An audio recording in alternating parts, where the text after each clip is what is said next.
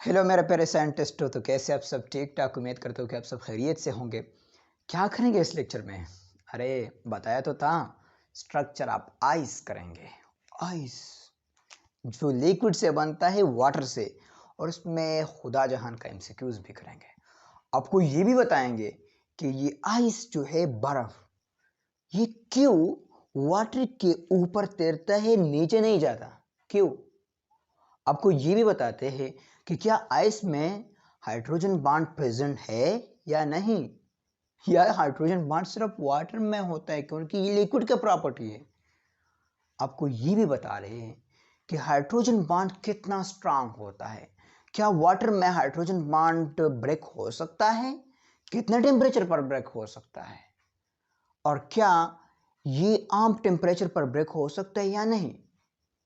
आपको ये भी बताएंगे कि वाटर है हमारे पास, तो इसका डेंसिटी किस डिग्री सेंटीग्रेड पर सबसे ज्यादा होगा। आप कहेंगे कि हमारे पास आइस से इसका डेंसिटी कम है, तो टेम्परेचर जितना ज्यादा उसका डेंसिटी ज्यादा। अरे गलत है, सही कंसेप्ट आपको बताएंगे।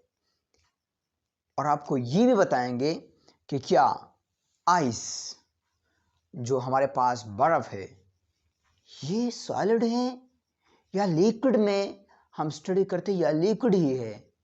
सॉलिड तो है, लेकिन क्या वो वही सॉलिड है जो हम चैप्टर नंबर 6 में पढ़ेंगे? ये सब कंसेप्ट आपकी जितने भी क्वेश्चंस है, जितने भी एम्बिग्विटीज है, जितने भी अनअंडरस्टैंडिंग है, उस सब को हम आप अंडरस्टैंड करेंगे मुकम्मल from A to Z. Detail से आपको समझाएंगे, ठीक है? तो अपने पास हेडिंग डाल दे, स्ट्रक्चर ऑफ आइस, और नोट्स बनाना स्टार्ट करें। क्योंकि आप नोट्स बनाएंगे, अपने पास अपना खुद नोट्स बनाएंगे, वो तो आप उस टॉपिक को इतना ज़्यादा अंडरस्टैंड करेंगे। इसमें अपना इस ज़्यादा एमसीक्यूज इसमें आप ढूंढ सकते हैं, ठीक है? यहाँ पर मैं कुछ पॉइंट्स लिखूंगा। वो पॉइंट्स जो थ्योरी है, मैं अब थ्योरी को एक एक एमसीक्यूज में नहीं लिखना चाहता, और न मैं लिख सकता हूँ। थ्योरी है तो थ्योरी में पॉइंट्स फॉर्म में डिस्कस करूंगा, और आपने उससे एमसीक्यूज बनाने, मतलब सब एमसीक्यूज का कंसेप्ट है, ठीक है? तो जस्ट थियोरेटिकल कंसेप्ट है, इसको समझे, ठीक है? देखो, हमारे पास आइस है। क्या है हमारे पास? आइस है। तो सबसे पहली बात तो ये है कि ये आइस आया है कहाँ से, ठीक है? तो आइस हमारे पास है द सॉलिड फॉर्म, मैं ऐसे कहूंगा, the solid form of water at low temperature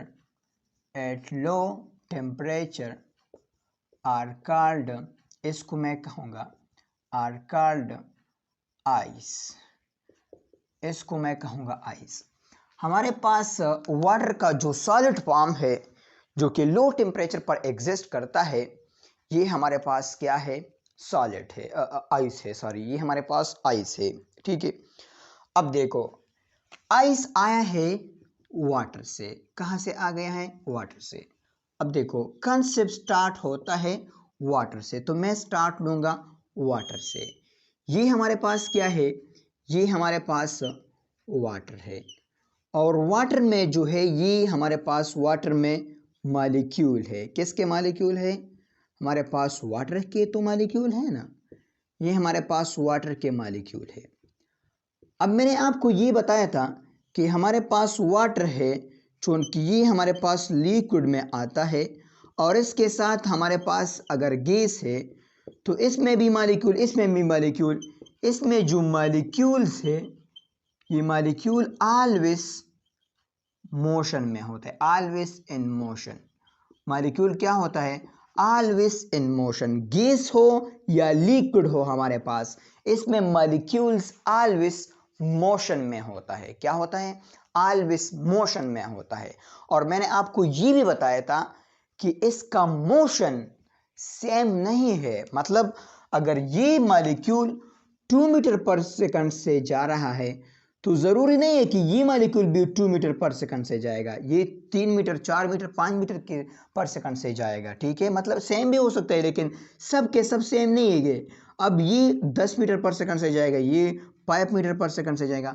मतलब इसमें जो मॉलिक्यूल्स है, उन सब का स्पीड सेम नहीं है, स्पीड डिफरेंट है।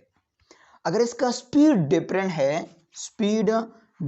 है तो इस बात का मतलब यह है, मैं कहूँगा मोशन डिफरेंट, सो लिक्विड का जो मॉलिक्यूल्स है हैव डिफरेंट काइनेटिक एनर्जी, इसका काइनेटिक एनर्जी भी डिफरेंट होगा। क्या होगा? काइनेटिक एनर्जी भी डिफरेंट होगा। अब देखो, काइनेटिक एनर्जी अगर इसका डिफरेंट है तो मतलब ये कि अगर यहाँ पर एक मॉलिक्यूल है और इसका काइनेटिक एनर्जी 5 जूल है और ऊपर जो मॉलिक्यूल है इसका 3 जूल है, तो मैंने आपको ये बताया था कि ये नीचे वाला मॉलिक्यूल ऊपर की तरफ आएगा, जिसका काइनेटिक एनर्जी ज़्यादा वो स्लाइडिंग मोशन के थ्रू ऊपर आएगा, जिसका कम उस स्लाइडिंग मोशन के थ्रू नीचे आएगा, अब देखो, अगर मैं इस डायग्राम को यहाँ पर बना दूँ और मुकम्मल कंप्लीट डिटेल के साथ, ये हमारे पास लिक्विड है और इसमें जो मॉलिक्यूल है H, इसी तरह ये हाइड्रोजन बॉन्ड बनाएगा H इसके साथ, ये हाइड्रोजन बॉन्ड बनाएगा OH, ये हाइड्रोजन बॉन्ड बनाएगा ऑक्सीजन H के साथ, और ये बनाएगा ऑक्सीजन H और H के साथ बनाएगा। इसी तरह ये बनाएगा ये बनाएगा ऑक्सीजन H और H के साथ, ये बनाएगा ऑक्सीजन और ये H और ये H, ये बनाएगा ऑक्सीजन H और H, ये बनाएगा ऑक्सीजन H और H, ये बनाएगा ऑक्सीजन H और H, ये बनाएगा ऑक्सीजन H और H। मेरे कहने का मतलब ये है कि अब अगर इस मॉलिक्यूल का एनर्जी ज़्यादा हो गया, काइनेटिक एनर्जी ज़्यादा, तो काइनेटिक एनर्जी ज़्यादा होने की वजह से ये मॉलिक्यूल अब इधर आएगा, यहाँ पर आएगा। तो जब ये मॉलिक्यूल इधर से यहाँ पर आएगा तो इसका ये हाइड्रोजन बॉन्ड ब्रेक होगा, ये ब्रेक होगा। ऐसे तो नहीं कि उस हाइड्रोजन बॉन्ड के साथ ही ऊपर आएगा, नहीं भाई, हाइड्रोजन बॉन्ड ब्रेक होगा। जब नीचे से एक मॉलिक्यूल अपर लेयर की तरफ आता है तो नीचे एटमों के साथ, मॉलिक्यूल के साथ इसका हाइड्रोजन बॉन्ड ब्रेक होता है, तो ये ऊपर आते हैं। इसी तरह इसका एनर्जी कम है तो ये नीचे जाएगा, तो जब नीचे जाएगा तो इसका ऊपर वाले के साथ हाइड्रोजन बॉन्ड ब्रेक होता है। मेरे कहने का मतलब ये है कि वाटर में हाइड्रोजन बॉन्ड ब्रेक होते हैं, फॉर्म होते हैं, ब्रेक होते हैं, फॉर्म होते हैं, ब्रेक होते हैं, फॉर्म होते हैं। कैसे? ऐसे कि अगर इसके पीछे आपने टेम्परेचर लगा दिया या आप टेम्परेचर पर भी ये मोशन हालत में होता है, ठीक है, तो ये मॉलिक्यूल ऊपर आएगा, यहाँ पर बॉन्ड ब्रेक हो गया, अब ऊपर आ गया तो ऊपर ये किसी और मॉलिक्यूल के साथ बॉन्ड जो है हाइड्रोजन बॉन्ड फॉर्म करेगा। तो मैं कहूँगा इन लिक्विड में जो है, लिक्विड में है, in liquid no permanent hydrogen bond are present. इसमें हाइड्रोजन बॉन्ड जो है परमानेंट प्रेजेंट नहीं है। तो क्या है इसमें? लिक्विड में जो हाइड्रोजन बॉन्ड है ये always break and form, break होता है और फॉर्म होता है। कोई आपके पास कोई भी रेगुलर, कोई परमानेंट हाइड्रोजन बॉन्ड नहीं है।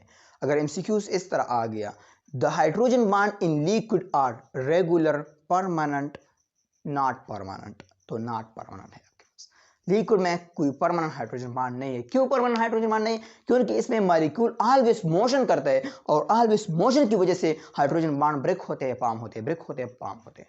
तो लिक्विड में हाइड्रोजन बॉन्ड किस तरह एग्जिस्ट करता है? इन ब्रेक फॉर्म में एग्जिस्ट करते हैं। अब देखो, अब अगर मैं आपसे कहूं कि अगर मैं टेम्परेचर इंक्रीज करूंगा due to decrease in temperature, decrease in temperature की वजह से the motion of liquid molecule, मैं कहूँगा the motion of liquid molecules also decreases. अब देखो, डिक्रीज टेम्परेचर होने की वजह से लिक्विड मॉलिक्यूल का मोशन भी डिक्रीज होता है। अब देखो, ये आपके पास लिक्विड है तो ये तो ऑलवेज मोशन करता है ऑलवेज, लेकिन यहाँ पर आपके पास टेम्परेचर जो रूम टेम्परेचर है 25 डिग्री सेंटीग्रेड है। अब आप टेम्परेचर को डिक्रीज करते हो, 20 डिग्री सेंटीग्रेड पर आ गए, इसी तरह 10 डिग्री सेंटीग्रेड पर, 5 डिग्री सेंटीग्रेड पर, और इसी तरह 4 डिग्री सेंटीग्रेड पर, इसी तरह 0 डिग्री सेंटीग्रेड पर आप आ गए। देखो, तो जब 0 डिग्री सेंटीग्रेड पर आप आ गए तो 15 से आप नीचे आते हो तो मोशन डिक्रीज करता है, 20 पर डिक्रीज, 100 पर डिक्रीज, 5 पर डिक्रीज, इसी तरह डिक्रीज होता है। तो इसमें मोशन जो है डिक्रीज होते हैं। सपोज आप आ गए 5 डिग्री सेंटीग्रेड पर, तो 5 डिग्री सेंटीग्रेड पर 5 मॉलिक्यूल जो है उसका मोशन स्टॉप हो गया। इसी तरह 4 डिग्री सेंटीग्रेड पर 100 का स्टॉप हो गया, 3 पर जो है 1000 का, 2 पर जो है 50,000 का। इसी तरह 0 डिग्री सेंटीग्रेड पर आप आ गए तो 0 डिग्री सेंटीग्रेड पर मोशन आप मॉलिक्यूल जो है ये स्टॉप हो गया, मोशन ऑफ मॉलिक्यूल आपके पास स्टॉप हो गया। तो अपने पास ये लिखिए, the motion of liquid molecule या वाटर, ये तो आइस है ना, आप water molecule become stop 0 degree centigrade पर जो है वाटर का मॉलिक्यूल का जो मोशन है वो स्टॉप हो गया। अब अगर मोशन स्टॉप हो गया, due to stop in motion, stop motion की वजह से अब मॉलिक्यूल ऊपर नहीं आता। जब ऊपर नहीं आता तो इसका हाइड्रोजन बॉन्ड अब किसी दूसरे के साथ परमानेंट हो जाएगा। Due to stop in motion, stop motion की वजह से permanent hydrogen bond form, permanent hydrogen bond जो है स्टॉप मोशन की वजह से फॉर्म हो गया। अब देखो, ये आपके पास लिक्विड है, इसका मॉलिक्यूल इसके साथ, इसका H के साथ, इसका ऑक्सीजन इसके साथ, इसके साथ, इसका ऑक्सीजन इसके साथ, इसके साथ, ठीक है, इसका ऑक्सीजन इसके साथ, इसके साथ, इसका इसके साथ H और H, इसका हाइड्रोजन बॉन्ड इसके साथ, ऑक्सीजन इसके साथ। इसी तरह आपके पास ये जो है इसका हाइड्रोजन बॉन्ड इसके साथ, H और S के साथ, इसी तरह इसका ऑक्सीजन इसके साथ, इसके साथ, इसके साथ और इसके साथ, ऑक्सीजन इसके साथ और इसके साथ, इसके साथ और इसके साथ। अब ये जो हाइड्रोजन बॉन्ड है आपके पास क्या हो गए, आपके पास परमानेंट हाइड्रोजन बॉन्ड जो है ये फॉर्म हो गए। परमानेंट बॉन्ड फॉर्म होने की वजह से अब ये मॉलिक्यूल ऊपर नहीं आ सकता, यहाँ पर नहीं आ सकता, तो इसमें ये स्पेसेस रह गए, ये भी स्पेस है, ये भी स्पेस है, ये भी स्पेस है, ये भी स्पेस है। तो मैं ये कहूँगा कि due to stop in motion permanent hydrogen bond form and spaces become created, और इसमें जो है स्पेसेस जो है क्रिएट हो गए। अब 0 डिग्री सेंटीग्रेड पर वाटर तो सॉलिड में कन्वर्ट होता है और जिसको हम आइस बोलते हैं, तो मतलब ये स्पेसेस एक्चुअली किस में है, स्पेसेस एक्चुअल आइस में है। तो ice have spaces due to permanent hydrogen bond, permanent hydrogen bond की वजह से आइस में स्पेसेस आ गए, और स्पेसेस आने की वजह से इसका जो वॉल्यूम है ये इंक्रीज हो गया। मतलब ये भी स्पेस है, ये भी स्पेस है, ये भी स्पेस है, इसका वॉल्यूम इंक्रीज क्योंकि अगर ये ऊपर आता है तो मतलब ये स्पेस मिनिमाइज होता है, अब इसकी जगह, स्पेस की जगह ये मॉलिक्यूल आएगा। लेकिन परमानेंट हाइड्रोजन बॉन्ड की वजह से, मोशन स्टॉप की वजह से अब ये स्पेसेस परमानेंट हो गए। तो मतलब स्पेसेस परमानेंट हो गए तो एंड वॉल्यूम इंक्रीज, और वॉल्यूम आपके पास जो है इंक्रीज हो गया। Due to ice have spaces due to permanent hydrogen bond and volume increase, और वॉल्यूम आपके पास इंक्रीज हो गया। अब देखो, डेंसिटी आपके पास बराबर है m डिवाइड बाई v के, ये तो आपको पता है। अब वॉल्यूम आपके पास इंक्रीज हो गया, तो मास तो कांस्टेंट है, मतलब आइस में भी H2 मॉलिक्यूल्स है और वाटर में भी H2 मॉलिक्यूल्स है, मास तो कांस्टेंट है। तो मैं इस तरह लिख सकता हूं कि density are inversely proportional to volume, volume increase तो आपके पास डेंसिटी डिक्रीज हो गया। So ice have less density, ice का जो है लेस डेंसिटी हो गया, किसके निस्बत? वाटर के निस्बत। अब इसका लेस डेंसिटी तो सो दे प्लॉट, ये जो है प्लॉट करता है on the surface of water, ये वाटर के सरफेस पर जो है प्लॉट करता है। क्यों प्लॉट करते हैं? क्योंकि इसका डेंसिटी डिक्रीज हो गया वाटर के निस्बत। डेंसिटी क्यों डिक्रीज हो गया? क्योंकि इसका वॉल्यूम इंक्रीज हो गया, volume increase density decrease. Volume क्यों इंक्रीज हो गया? क्योंकि इसमें स्पेसिस क्रिएट हो गए। स्पेसिस क्यों क्रिएट हो गए? क्योंकि इसमें परमानेंट हाइड्रोजन बॉन्ड बन गया है। परमानेंट हाइड्रोजन बॉन्ड बन गया है, स्पेसिस क्रिएट हो गया। परमानेंट हाइड्रोजन बॉन्ड की वजह से क्यों स्पेसिस क्रिएट होता है? क्योंकि ये मॉलिक्यूल अगर मोशन करेगा तो मतलब ज्यादा मोशन करेगा तो इतना स्पेस नहीं होगा। अब ये मोशन स्टॉप हो गए, तो स्टॉप हो गए तो इसमें एक परमानेंट स्पेस क्रिएट हो गया। जब परमानेंट स्पेस क्रिएट हो गया तो एक परमानेंट वॉल्यूम क्रिएट हो गया और वॉल्यूम इंक्रीज हो गया। वॉल्यूम इंक्रीज हो गया तो डेंसिटी डिक्रीज हो गया वाटर के निस्बत। जब डेंसिटी डिक्रीज हो गया तो वह फ्लोट करता है ना, सिंपल सी बात है, इसमें तो और कुछ नहीं है। शाबाश, इसको लिखते हैं स्क्रीनशॉट लाइन से, शाबाश। अब देखो, अगर आप टेम्परेचर इंक्रीज करते हो तो वाटर के वॉल्यूम में क्या चेंजेस आते हैं। तो इस हेडिंग को अपने पास डाल दे, effect of temperature, effect of temperature on volume of water. Water के वॉल्यूम में क्या चेंजेस आते हैं जब आप टेम्परेचर को इंक्रीज करते हो। तो देखो, सबसे पहले हमने बात की थी लिक्विड के प्रॉपर्टीज़ में, एक्सपेंशन के नाम से हमने एक टॉपिक पढ़ा था और उसमें हमने ये बताया था कि वाटर जो है एक्सपैंड करता है जब आप टेम्परेचर इंक्रीज करते हो, ये बात हमने पढ़ा था। और इसमें हमने रियल एक्सपेंशन और अपरेंट एक्सपेंशन की भी बात की थी और मुकम्मल डिटेल से एमसीक्यूज़ का कंसेप्ट भी कराया था और प्रीवियस जो एमसीक्यूज़ आए थे उसका कंसेप्ट भी कराया था। अगर आपने नहीं देखा तो लेक्चर नंबर आई थिंक 2 है, वहाँ पर जाकर देख लें, बहुत खूबसूरत लेक्चर है। तो देखो एक्सपेंशन जो है, वाटर का जो एक्सपेंशन है ये डायरेक्टली प्रोपोर्शनल है टेम्परेचर के साथ। अगर आप टेम्परेचर को इंक्रीज करते हो तो एक्सपेंशन आपके पास इंक्रीज करता है। क्या करता है? एक्सपेंशन आपके पास इंक्रीज करता है टेम्परेचर इंक्रीज करने से।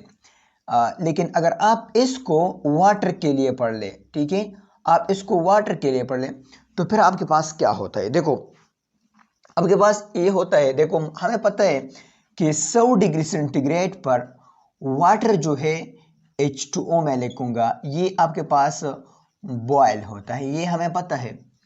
इसी तरह अगर मैं 0 डिग्री सेंटीग्रेड की बात करूं तो 0 डिग्री सेंटीग्रेड पर H2O जो है ये आइस फॉर्म में एग्जिस्ट करता है, ठीक है। ये वाटर किस फॉर्म में एग्जिस्ट करता है?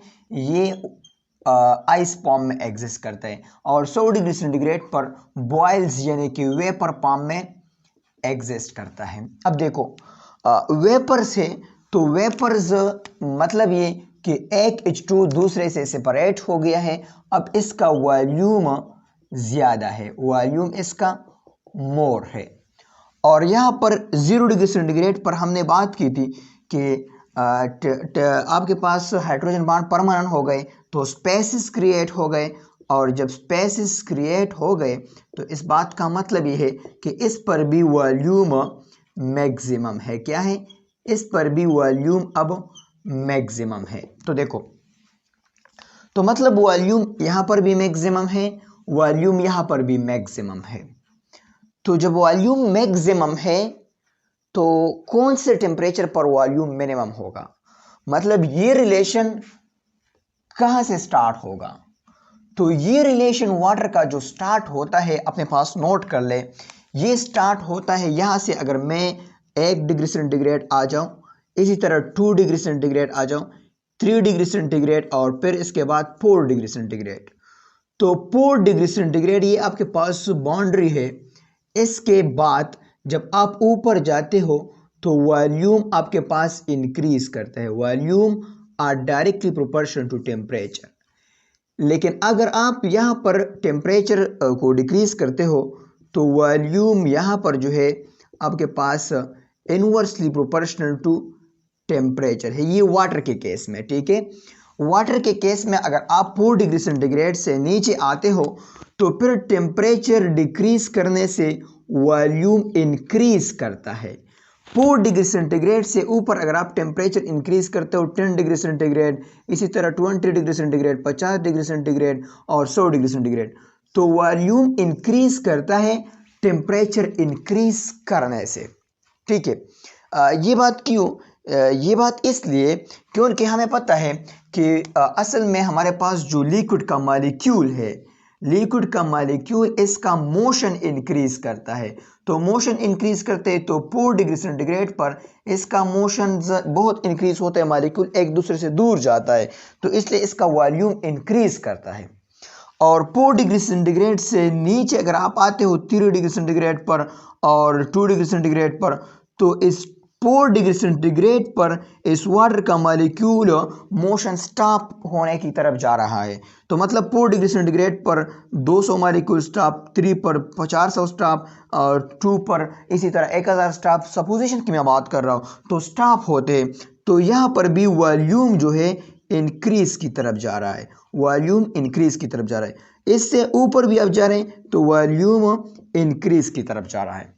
तो इस बात का मतलब ये है कि यहाँ पर अगर आप टेम्परेचर डिक्रीज करते हो तो तब भी वॉल्यूम इंक्रीज होता है। अगर आप 4 डिग्री सेंटीग्रेड के बाद टेम्परेचर इंक्रीज करते हो तब भी वॉल्यूम इंक्रीज होता है। तो मतलब ये 4 डिग्री सेंटीग्रेड एक ऐसा बाउंड्री है जहाँ पर वॉल्यूम आपके पास मिनिमम है। क्या है आपके पास? वॉल्यूम आपके पास मिनिमम है। वाटर का वॉल्यूम आपके पास मिनिमम है। सबसे important MCQs, the water volume are minimum at what degree centigrade? कौन से डिग्री सेंटीग्रेड पर वाटर का वॉल्यूम मिनिमम है? तो 4 डिग्री सेंटीग्रेड पर सबसे मिनिमम वॉल्यूम है। अगर मैं यहाँ पर ग्राफ ड्रा करूँ कि हमारे पास ये ग्राफ है, देखो ये हमारे पास ग्राफ है यहाँ पर येलो में कि ये हमारे पास इस तरह, ये हमारे पास इस तरह। अब यहाँ पर हमारे पास वॉल्यूम है। क्या है हमारे पास? वॉल्यूम। यहाँ पर हमारे पास टेम्परेचर है, ठीक है। यहाँ पर हमारे पास टेम्परेचर है। जब मैं टेम्परेचर को एक स्पेसिफिक एरिया, एक स्पेसिफिक पॉइंट से इंक्रीज कर रहा हूँ तो हमारे पास वॉल्यूम भी इंक्रीज कर रहा है। लेकिन एक स्पेसिफिक पॉइंट के बाद जब मैं टेम्परेचर को डिक्रीज करता हूँ फिर भी हमारे पास जो है वॉल्यूम इंक्रीज करता है। क्या होता है? वॉल्यूम हमारे पास इंक्रीज करता है।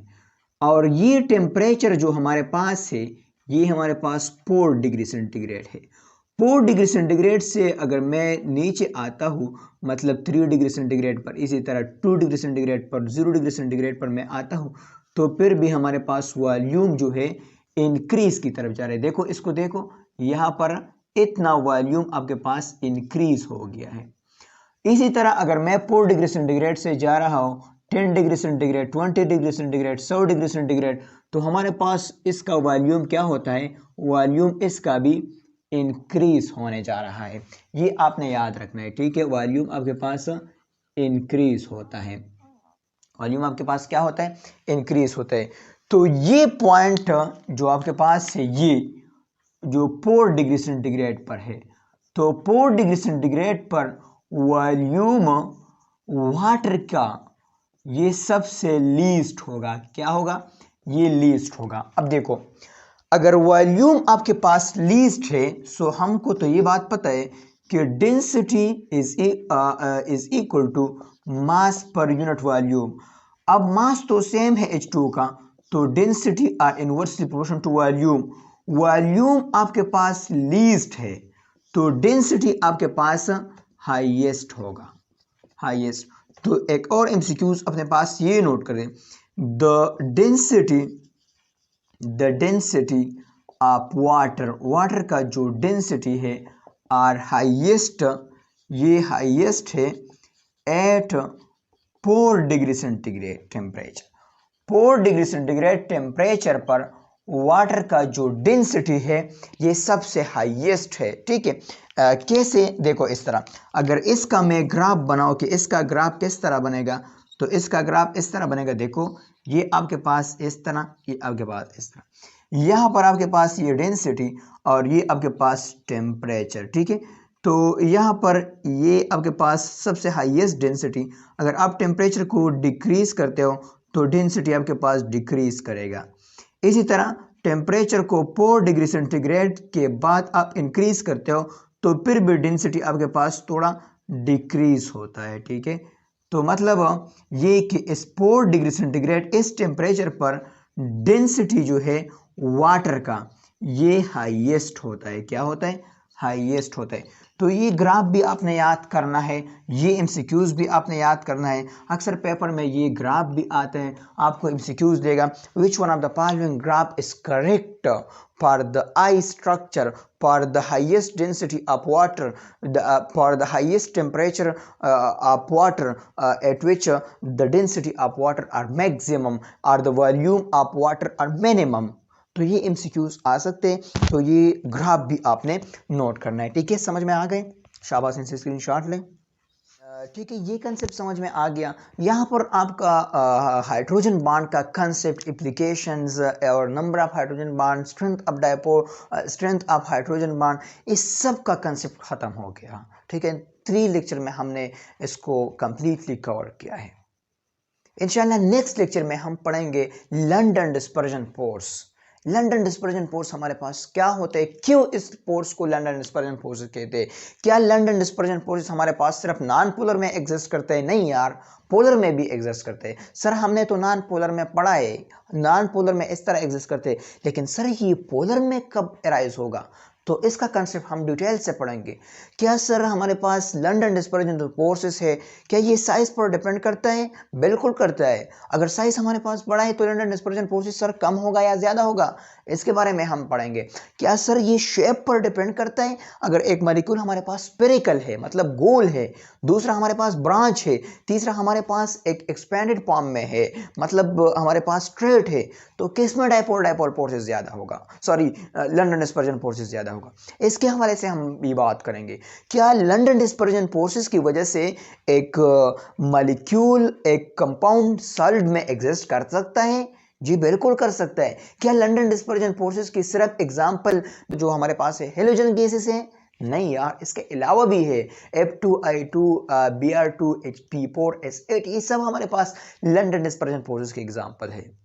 अगर मैं आपसे क्वेश्चन करूं कि हमारे पास P4 है, हमारे पास S8 है, इसी तरह हमारे पास N2 है, इसी तरह हमारे पास F2 है, किस में लंडन डिस्पर्जन फोर्सेस ज्यादा है? किस में लंडन डिस्पर्जन फोर्सेस ज्यादा है? यार ये बात तो आपको पता है, helium, neon, argon, krypton, xenon, xenon में ज्यादा है। लेकिन अगर इस तरह एमसीक्यूज आ जाए तो फिर आपने कौन सा ऑप्शन ठीक करना है? तो ये सब कंसेप्ट हम पढ़ेंगे मुकम्मल डिटेल के साथ, एक खूबसूरत वीडियो के साथ, एमसीक्यूज के साथ और ट्रैक्स के साथ भी पढ़ेंगे। तो तब तक के लिए पढ़ाई करते रहे। All the very best. इंशाल्लाह मिलते हैं नेक्स्ट लेक्चर में।